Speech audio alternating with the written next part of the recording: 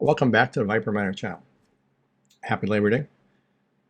I want to go over 7 tips I have on how to switch your rigs from ETH to other coins. But before we get started, I would like to thank everybody that has been subscribing to my channel. If I can encourage you guys to keep subscribing, that'd be really great. It'll help me out. Hit that like button and hit the little bell icon to get notifications when I drop a video.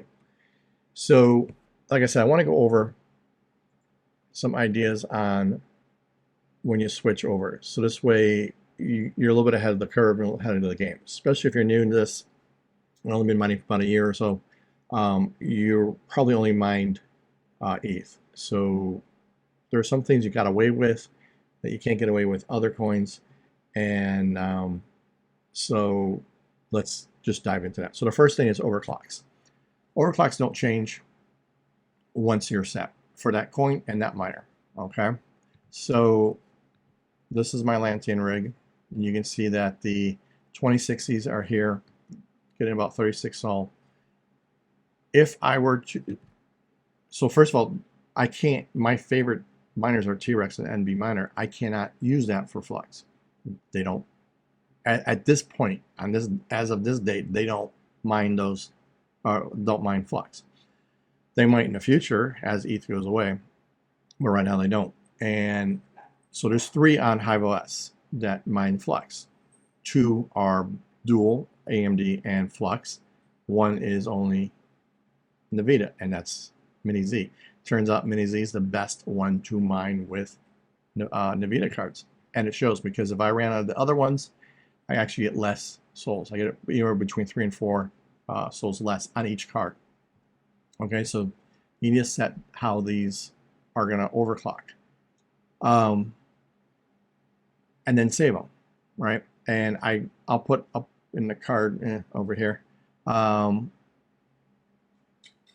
to do the overclocks, my process on how to do it. It's an in-depth video, step by step, and kind of my thought process, and I walk through it. It's a little long, but it's everything I do. Okay, so let's assume you're happy with these now. Okay, and you want to basically go to your overclocking page here on your rig, on the individual rig, and save template. So you're going to do test.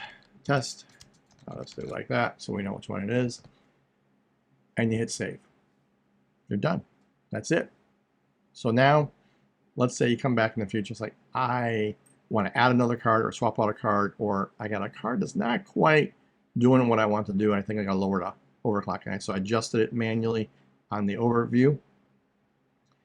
How do I change that on the templates? This way, if I flip-flop between coins for chasing profitability, if that's what you're doing, you want to be able to change that. So you go to your farm all the way out, go to Overclock Templates, and then here you go. So you'll notice test. Here we go. All right. So I can edit that. I can copy it. I'm sorry, I can add to it. I can copy it, or I can delete it. So in this case, we're just going to delete it because I don't need that one. And it's gone. All right, and it is gone forever. So if you delete it, it's gone forever. You can, so if I go back to my, so let's say I'm going to switch back to ETH, right? I go to my overclocking, I say load template, and I would pull my 2060 ETH and ETC, excuse me, overclocks, and I would be able to replace them. I'm not going to merge them because there's no need to. And that's what you would do. Okay, now once you do that and you say load it, she'll stop the miner, she'll reset the overclocks and restart the miner for you. Now you got to do it in conjunction with a flight sheet, right?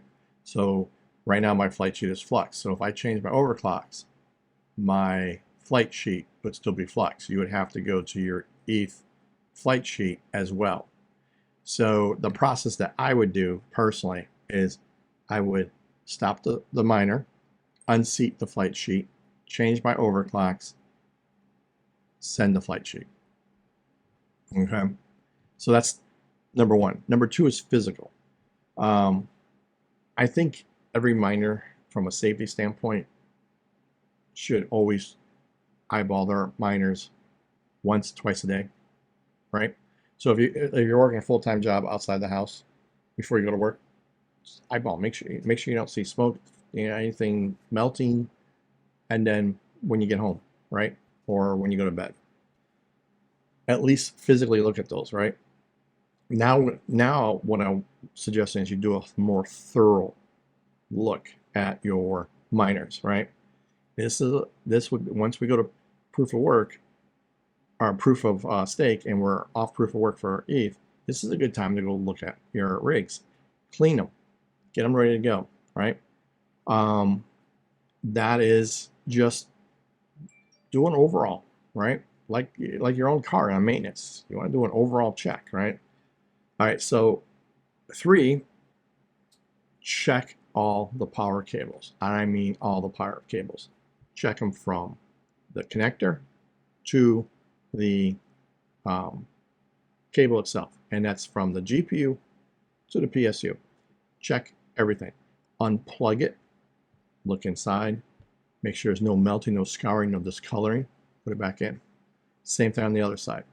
And if you have Amazon power PCI cables for power, you might want to consider a better cable, a thicker cable. Parallel miners are a great source for that. There's a link below for that as well. And then I do have a sample here. If you could, depending on the card you got, if you're in like 1660 below or 580 below, you could get away with connectors like this or like this. Throw these out. I do not know why the PCI arrays or companies send these cables. Junk. Okay. I do save some of them because I do take these ends off, and then I have this side if I'm powering something individually for something else. But those should just be thrown out. Okay. Never use those on your rigs to power a GPU, ever. It will bite you in the butt, especially now if you start going to the Kapow algorithm. You're going to pump so much voltage and amperage through that, and current. It's just, you're going to start a fire. You're going to melt the ends, and you're going to start a fire. Okay. Even if you're powering the riser with that, the riser will start supplying more power to the GPU using Kapow algorithms or other intense power hungry algorithms. Okay. And so, like, it's not just Raven. I mean, it's the algorithm. So Noxat, whatever else is on Kapow, please do yourself a favor. Don't start a fire. Change those out. It's a great time to go do that. Okay. At the same time now, and what I'm going to be personally doing is I have, in fact, you can, I bet you it's hotter than Hades right now here in Florida. If I look at Blackbird, I'm already getting errors. I'm at 110 on this one GPU. This is my, oh no, it's not my Founders Edition, it's the MSI. I've actually repaced this card twice already and padded it.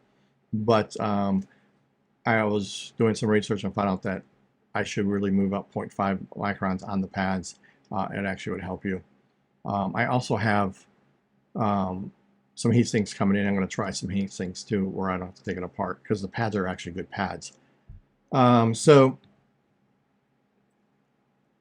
when you're running the other algorithms, you could be running into a heat issue, especially at Kapow. So this is a good time. Turn around, paste that die, repaste that die, and repad everything. Okay, and check it and check the cards out, because they've been running out right. Okay, so, and to be honest with you, I kind of skipped on some maintenance because I don't want to give up what profitability I can get out of ETH right now. So I'm trying to hodl as much as I can. This way, when things go down further in price for equipment, I've got coin to actually go do that, and to be able to supply my take some coin and eventually pay for some powers for my power as well. All right, so that's number 4. Number 5, be mindful on the power draw. Okay, so ETH draws. So if you look here, ETH is drawing this particular one. I have them set for 260, 230, depending on the card. But my actual power is 106, 106, 201. I mean, it starts adding up, right? If I were to move this rig to Raven or Noxa, my power is going to be closer to 250, 260, and even 280. And this rig will actually be 300 when I do it. Or this card, not this rig, this card. This 12 gig card is power hungry. Okay, so it would be at 300 or above. So now I'm using more power on my rig. Okay, so you need to be conscious about 2 things. One, PDU. Can the PDU handle that, right? You got more amps coming off this rig. What's your PDU rated for? Okay, and sometimes the PDUs are blocked in, this block is so many amps, this block is so many amps, and so on. Then you have, the other concern is, what kind of amperage are you pulling from the wall, right? Most of us are using 240 volt. So is that a 20 amp line or is that a 30 amp line? If you're at a 20 amp line, you may be pushing it, right? And remember the 80% rule. So only 80% of the power draw should be on that circuit and that PDU. Okay, so make sure you do that.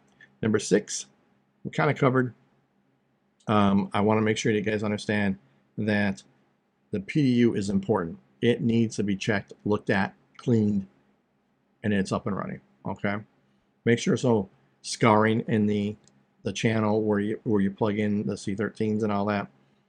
Make sure it looks good, because if you got a problem with the PDU, you got a problem with everything that's powering, right? You could destroy all your rigs that are on that PDU. So be very, very careful. And then 7 is to make sure that all your proper contacts everywhere on the rig. And that's the PCIe cable going into the motherboard. That's the 22 pin going on the motherboard. That's your, if you're using a parallel miner like HP power supplies, and you got the power supply and the breakout board, make sure everything's tight and ready and good to go. The last thing you want to do is have a fire, right? So do make sure you have that. And because we are moving off of this coin, off ETH, and we're going to be probably using some heavier duty algorithms, and something you probably should have done already, but what happens if you do have a fire? What are you going to do, right? So in my mining room, I have a smoke detector. I have fire extinguisher outside and inside, okay? And I don't use those China fireballs. They don't work. I'm telling you right now, they don't work. I even went ahead and tested it, okay? They've been around for a long time. When I was in the fire department, they sucked. There are other things out there that you can get. So just if it's fire suppression and it's made in China, get out. Don't even use it. And then I've seen others have them in their mining rooms. Okay, little FYI. If you got it up, if this is your wall, and your rigs are over here in a rack, and the ball's over here on the wall, okay, and the rig is what started on fire, this needs fire to burst, right? So this is going to be engulfed before this even gets a chance to do anything. If you truly want to use that ball needs to be above the rigs, or the source of where you think the fire is going to be. Not on the side of the wall, not over the door, above where you think the source of the fire will be. And in this case for mining, anywhere and everywhere that you are drawing power, so that's power from the outlet through the PDU to the rigs, or power supplies to the rigs. That's where that ball needs to be. And they still don't do that good a job. Okay, there are better options out there. Go to a fire safety store, talk to your local fire department. They're more than happy to talk to you, because they don't want to deal with that fire as well, right? They're putting their life at risk. So they're more than happy to help you prevent a fire. Or if one does occur, how to tamp it down fast and quick, you know, and with the less fuss and muss. All right, that's it for this video. I hope you guys have a wonderful and blessed Labor Day.